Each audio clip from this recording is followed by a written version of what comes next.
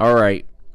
I really don't want to do this video because this player right here, Joel Embiid, I like him, right? I really like Joel Embiid. I like his game. I like the way that he plays the game. I like that he can be effective when playing the game.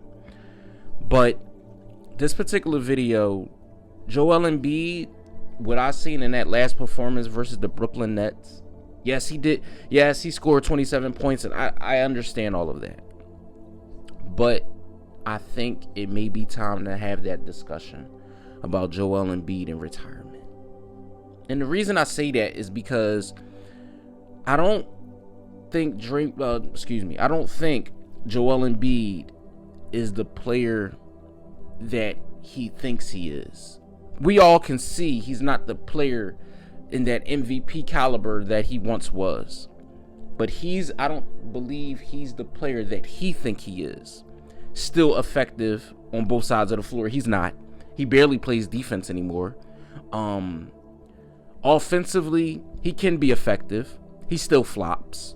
That's been a problem for a few years now.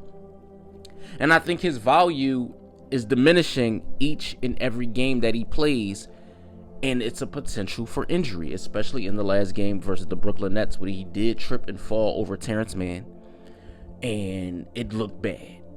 You know, he did limp off the floor, did return to the game, but he did limp off the floor, and he shot a technical free throw where he fell to his knees. Now, I don't know if that was him playing coy to something else or flopping, but that didn't look good in my eyes. It looked like something is terribly, terribly wrong.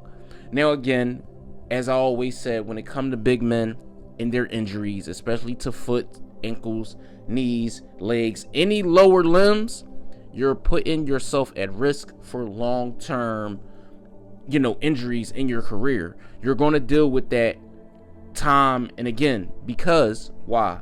You're dealing with a lot of weight and pounds of pressure from dunking the basketball, jumping, throughout an NBA game, which we know is 48 minutes. You're doing a lot of cardio, a lot of running. We're talking about a lot of wear and tear on your knees, feet, etc., etc. Joel Embiid, when healthy, let's talk about that first, is a MVP caliber player. He's an MVP caliber player. I'm not taking that away from him at all. But since winning the MVP, I feel like his value has diminished. And if I'm the Philadelphia 76ers, that was the best time to get rid of Joel Embiid. And sorry, Sixer fans, but you have to get rid of this guy. You have to. The reason I say that is because you have the young emergent stars, VJ Edgecombe, Tyrese Maxey. Have the young emergent stars. The only thing is, you have this shell of a Joel Embiid and a sometimey Paul George, who will hold back what you want to do going forward. But Joel Embiid especially, right?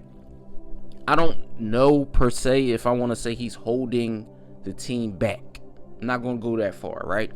But if you can get some value in return for Joel Embiid, by all means, you have to do it now, sooner than later. So let me know what you think.